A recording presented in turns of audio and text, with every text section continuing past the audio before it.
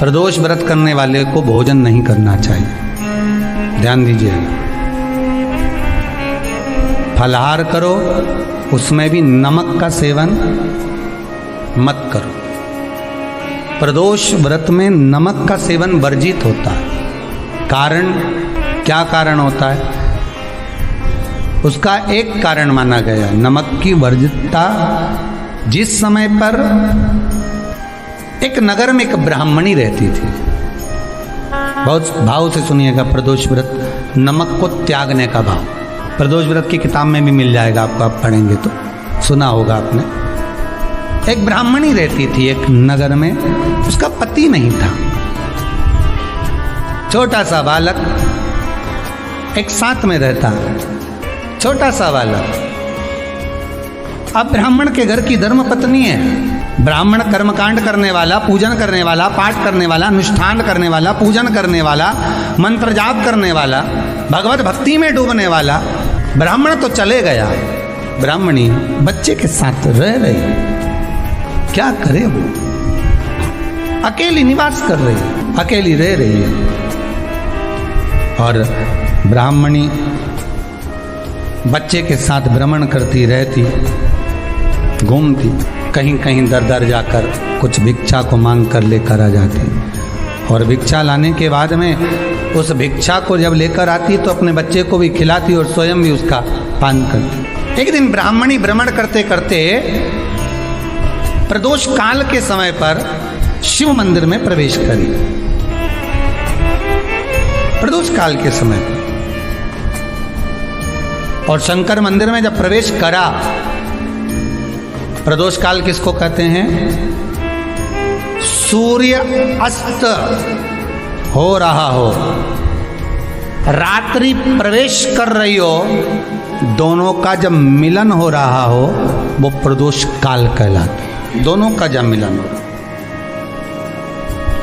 सूर्यास्त हो रहा हो, रात्रि अपना चरण बढ़ाने के लिए आगे बढ़ रही हो और दोनों का जब मिलन हो रहा है, वो प्रदोष काल है, वो प्रदोष का समय है। ब्राह्मणी मंदिर में प्रवेश कर रही। जब ब्राह्मणी मंदिर में प्रवेश करी, मंदिर के अंदर पहुंची, प्रदोष काल का समय था, प्रदोष का समय चल रहा था। और प्रदोष काल के उस समय में, प्रदोष काल के उस समय में जब ब्राह्मणी ने देखा कि कोई भगवान की भक्ति में लगा हुआ है, भगवान के रस तत्व में डूबा हुआ है, आज ब्राह्मणी के पास में कुछ पदार्थ नहीं है, अपने बच्चे का पेट भरने के लिए कोई सामग्री नहीं है, और कुछ आस लेके वो प्रवेश करी है, कुछ आस लेकर वो अंदर प्रवेश कर जाती है। कोई ऋषि की पत्नी, कोई ब्राह्मण जन की अर्धांगिनी उस प्रदोष के समय पर शंकर का अभिषेक पूजन कर रही थी, भगवान शिव की आराधना कर रही थी, भगवान की भक्ति में डूबी हुई थी। जब भगवान शिव की आराधना में डूबी हुई है, आराधना कर रही है,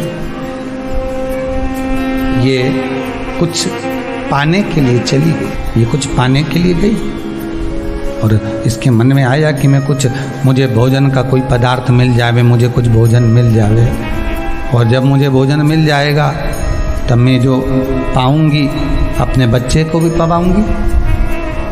पर जिस मंदिर में वो प्रवेश करी थी, जहाँ पर नारी पूजन कर रही थी शंकर की प्रदोष काल में, वहाँ पर पड़ी हुई कुछ वस्तु को इस ब्राह्मणी ने मांग लिया। मेरे बालक को बहुत भूख लगी है, मेरा बच्चा बड़ा भूखा है, इसके भोजन के लिए थोड़ी सी सामग्री दे दीजिए, इसके भोजन के लिए थोड़ा सा कुछ रस तत्व दे दीजिए। उसने उठाया थोड़ा सा पदार्थ, कुछ जो उसके पास में था वो दिया। जब दिया तो देने के बाद जब उसे प्राप्त हुआ और होने के बाद में जब वो मिल गया उसको, तो उसने उस समय पर उस पदार्थ को जैसे ही मुख में लिया, लेते ही कहा इसमें तो स्वाद नहीं है, इसमें स्वाद नहीं है। उस ब्राह्मणी ने बड़ा सुंदर एक संवाद कहा। घर का जो बड़ा होता है ना, घर का जो बड़े होता है, घर का बुजुर्ग जो होता है, घर का जो प्रथम स्थल प्राप्त करने वाला, मेन कुर्सी पर अच्छी जगह पर जो बैठने वाला होता है ना, ब्राह्मणी कहती है